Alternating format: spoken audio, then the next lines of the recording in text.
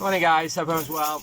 Over the last couple of videos, I think not the last one, the one before, Rob W had made a comment about why don't people talk about prices, and I think Mustang last night was asking me how much it's costing nowadays to replace a panel or a post.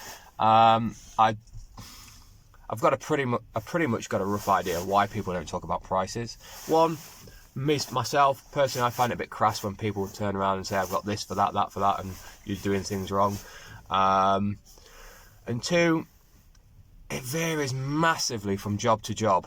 Now I have, for fencing, I have set prices. Well, for gardening as well, I've set prices that I won't go below. You know, if somebody wants a lawn cut for a £5, I won't even step out of the van, that sort of thing. Because I've got it down to where I know how much it costs me to buy the materials, how much, and how much it costs me to fetch them, and all the things that you need to find out for yourself, really. Because, you know, just randomly, just say a fence post, a wooden fence post, a 4x4 wooden fence post cost me. The cheapest I can get one for is £8.50, but I have to then do a 20-mile round trip to fetch it. So, you know, sometimes it's cheaper just if you only need one, just to buy it in town. That's costing you between £10 and £12 a post. Bag of post mix, yet again, I get them for £3.40, or if I buy them in town, it's about £6. So, you know, the prices can vary from job to job, and it's hard to say. In your area, it might be totally different. So, you know, let me split this out. So in your area, you might be able to charge £100 for a post, due to the fact that products cost more down where you are, wherever you're from. I'm in the middle, so up or down makes no difference to me. So yeah, products might be dearer to you. They might be further away from you to get to the job and back. Just general living might be more expensive where you are. And the short and curlers are how much you need to earn in a day. Now, I think Chris, sorry if I get your name wrong, from Cottage Gardener, I can't spit words out these days. He was on about how much it costs him to run his business per day, and everybody should realistically roughly work out how much it's going to cost you. You know, you need to take into account van insurance, liability insurance, fuel costs, everything you can think of, phone bill, all that lot. Add it all together and divide it over the year. You either do it every 12 months or you do it over the season, which is roughly about 8. Your choice. And then you know how much you need to earn per day, or per week. Sometimes I actually find it easier personally to, you know, look at how much it's costing me over the week, and I need to know how much I need to earn in that week rather than per day. Because if you think about it per day, you know, today and yesterday I didn't earn anything because I'm not working. Today I've got the van in for an MOT. I didn't think it was worth booking any work in because, you know, I don't know what's going to happen with a van. It could fail and I need to be in the garage for a week and I'm messing people around. Yesterday I dedicated for my daughter. This time of year, because my wife's at work, in the summer she's at home more, so, you know, I ain't earned anything for the 2 days. But Wednesday, I earned way more than what I needed for the week, and I worked Tuesday. Monday is my daughter's day again, so I only actually really worked 2 days this week, but I made it work, you know. So the short and curlers of it, I think most people don't talk about what they get for things, purely for the fact that there's so much in it, so much to think about, and so many variables that nobody can actually put a price tag on it. I'm happy to say to people, or stick a sign in my van, lawn cuts from £15, purely for the fact that I know most lawns in Lincoln are over a certain size, or they're about a certain size, and I know that, you know, I can get 2 lawn cuts in and earn just as much doing them 2 as I can doing, you know, what I was earning an hourly rate in someone's garden in 2 hours. So, you know, that's one thing I will say to people: don't do hourly rates. If you're starting this out, you don't really know how long it's going to take you, then probably do hourly rates. But the way I see it is, my set fee for a small garden is what I would earn doing 2 grass cuts in half an hour. So I allow them 40 minutes to an hour to get to get everything off the van, get the job done, get everything back on the van and on my way.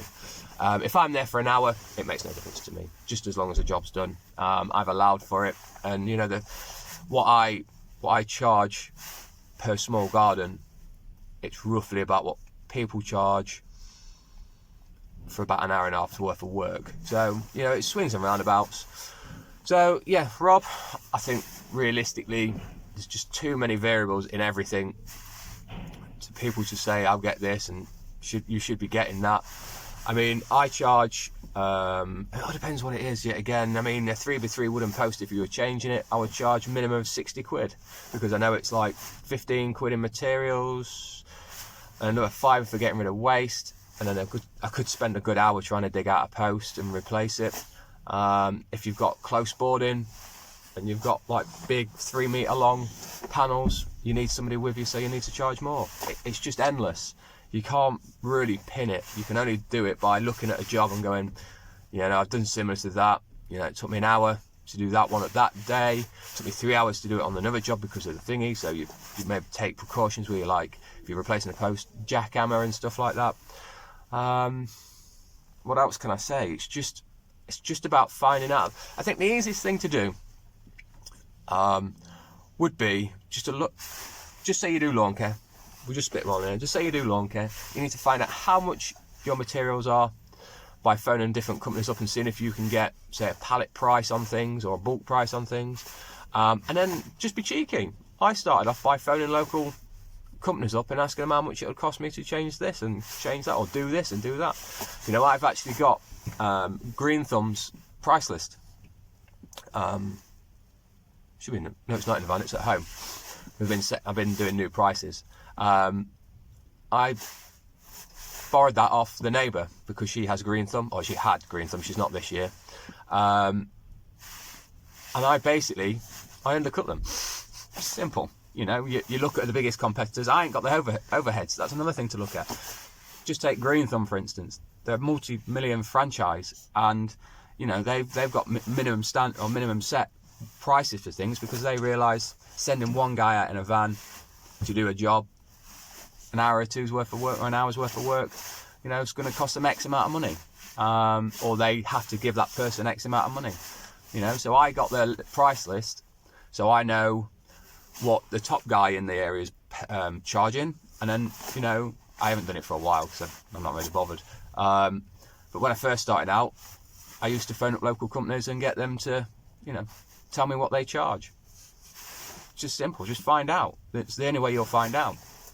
I hope this ramble has, you know, helped somebody out, but it's the easiest way of doing it, and you know, how else are you going to find out until you just do the job? You know, one thing I will say to people is, if you go to a job, I did a quote the other day, and it was a slightly awkward one, and I gave her a price, and I just said to her, look, if everything went well and there's no hiccups and no problems, it's this price. But if we come across any problems, then we'll have to reevaluate the end price at the end of the day, because, you know, where the fence was, the house was built, the fence has been put up, and then subsequently, since then, someone's put a pathway next to it. It's a big the footpath is 8 inch deep. Yeah, it's about 8 inches deep of concrete, and they've set the concrete around the post. So I said to her, we're going to have to bring it away from the concrete, and I'm not sure what we're going to find. So, you know, you just cover your back. Don't be afraid to turn around and say, look, I'll charge you this, but if, like, you know, if something crops up, I may have to change the price a little bit. I mean, I've been to garden clearances, and it just looks like a pile of grass or a pile of rubbish. You don't know what's underneath there.